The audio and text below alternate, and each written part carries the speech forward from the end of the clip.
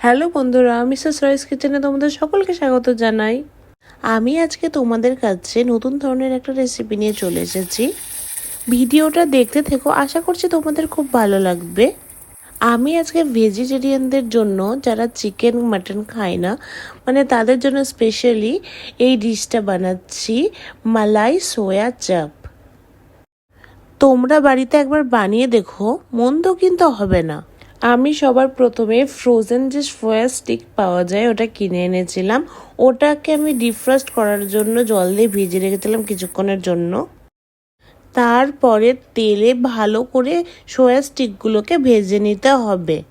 ভাজা হয়ে গেলে মানে সোয়া স্টিকগুলো থেকে সোয়ার যে চাপটা ভালো করে বের করে নিয়ে ছোট ছোট আকারে কেটে নেব।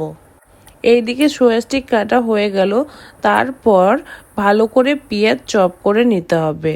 দিয়ে পেঁয়াজগুলোকে লাল লাল করে ভেজে নিতে হবে। পেঁয়াজ ভাজা হয়ে গেলে ওর মধ্যে কিছুটা কাজু আর কিশমিশ দিয়ে একটু করে ভেজে নেব। তারপরে ভাজা মিশ্রণটাকে ভালো করে পেস্ট করে নিতে হবে। তারপর কড়াতে তেল দিয়ে ওই বেটে রাখা পেস্টটা দিয়ে কিছুক্ষণ কষিয়ে নেব। কষানো হয়ে গেলে ওই মিশ্রণে প্রথমে আদা রসুন বাটা, ধনে গুঁড়ো, তারপর হলুদ, লবণ, লঙ্কার গুঁড়ো দিয়ে কিছুক্ষণ কষিয়ে নেব। তারপর এর মধ্যে মশলা মাখানো জলটাকে দিয়ে দেব। তারপর গ্রেভিটা ফুটে আসলে যে ফ্রাই করা চাপটা অ্যাড করে দেব। এরপর আমি গ্রেভির মধ্যে বেশি করে আমুলের ফ্রেশ ক্রিম অ্যাড করে দেব।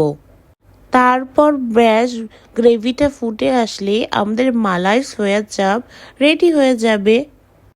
তোমরা একবার এটা বানিয়ে দেখো, মন্দ কিন্তু হবে না। ঠিক আছে বন্ধুরা, ভিডিওটা আমি এখানেই শেষ করছি। আর আমার ভিডিও যদি তোমাদের ভালো লেগে থাকে তাহলে প্লিজ লাইক, শেয়ার আর সাবস্ক্রাইব করে দিও। Thank you.